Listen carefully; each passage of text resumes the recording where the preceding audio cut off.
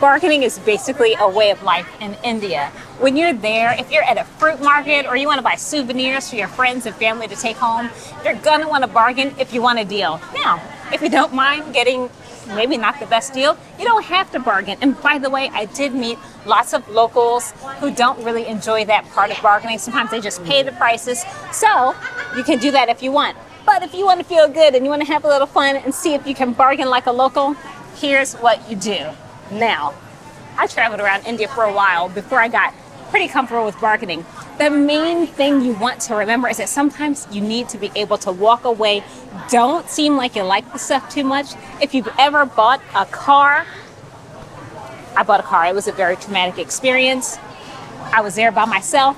But what I realized now is that it was good prep for buying a banana in India.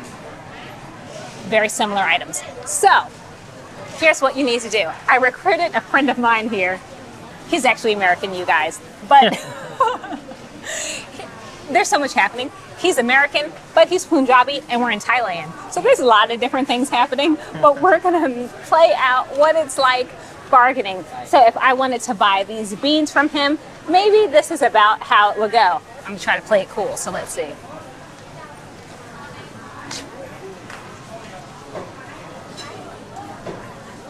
How much? 200. 200. Can you do 100? Oh, it's organic. It's organic, but like, I mean, 100? No, I lose money. There's always a reason. By the way, always start with half off. Don't even, because they probably doubled it for you anyway, so just go half right away.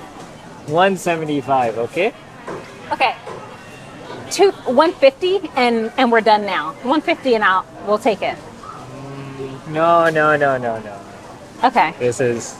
I'm losing money. No, I don't want to. All right, well.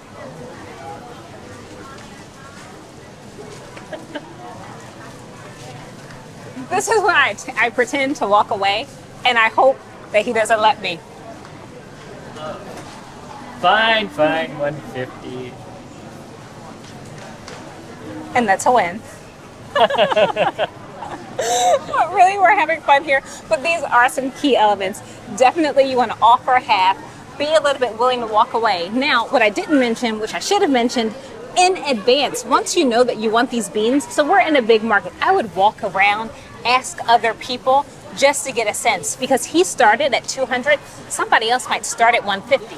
Wherever they start you, you can probably go down, but you don't want to just have one price as a frame of reference. So check out a few different places, get a sense of because you'll be shocked. Sometimes there's a big difference in the starting prices of different items, even the exact same thing. So Yeah, this is really only 20 rupees. you guys, let me tell you about bargaining in India. So one time I bought a scarf. It was for my mom. I was so proud of myself. Thought I had gotten I knew I overpaid. I made the mistake of asking one of my Indian friends. It wasn't him, it was another girl. Big mistake. I had paid more than 5 times the price. Clearly I didn't ask in advance and I didn't do enough research. So don't let that be you. Ask around. It might be 20 rupees. They still might tell you 200 from the start. So if you want to bargain like a local, know a little bit in advance and negotiate down. Also, by the way, one of my other friends, here's a secret tip. What she does is she tells people I can't take that price because my mom will be really mad at me. Now, family is important in India, so you start throwing in your parents, you throw in some disappointment, that guilt can work. That wouldn't work in the US. No one cares, your mom is gonna be disappointed, so what?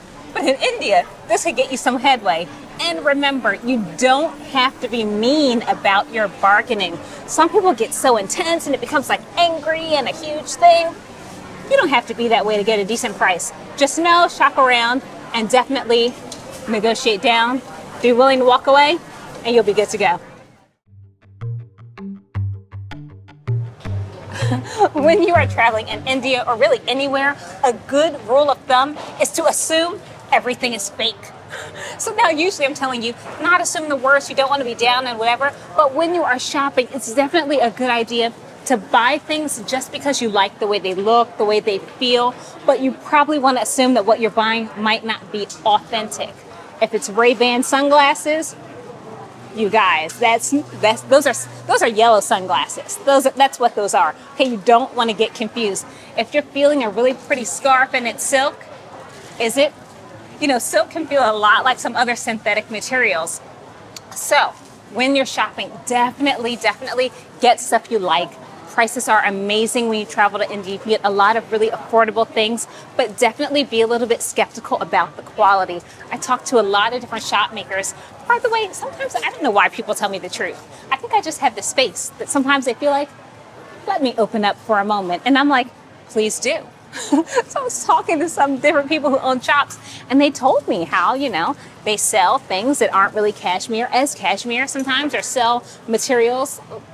The reason that they did it, by the way, they said that everyone does it, you know, so if they don't, they won't sell their goods. This was also really common in Nepal when I was traveling around there. And I even talked to some people, they would sell items from China, maybe say it's from India. So listen, like I said, buy stuff that you like, but just don't get just don't buy something because you think it's some brand name. If you see Louis Vuitton somewhere in Delhi, unless it's an actual Louis Vuitton store, it's probably not Louis Vuitton, okay? If you're not 100% sure that it's silk, if you're not an expert in the field, just buy it because you like it. So you don't want to get scammed in that way by thinking that you've bought something that you haven't bought, but it doesn't mean you can't shop and enjoy and love all of your purchases. Just want to be mindful of that when you spend your money. So, happy shopping. All right, you are ready to face the most common scams that you are likely to find in India. But remember, this is just intended to help you get prepared and not be paranoid. So don't worry too much. Have a great time. India is an amazing country, so beautiful, so much to see. And also, if you're concerned about other parts of India, maybe the crowds, maybe the staring. Have you heard about that? It's a thing, but it's okay. Also, bathrooms, food poisoning. So I actually have another course that's all about how to travel through India safely and still have fun. So more than scams, we're getting into a bunch of other topics. You can check out my other course on my website by visiting there or on Udemy, but check it out. If you go to my website, there's a coupon code for you. So just saying. Have a good trip.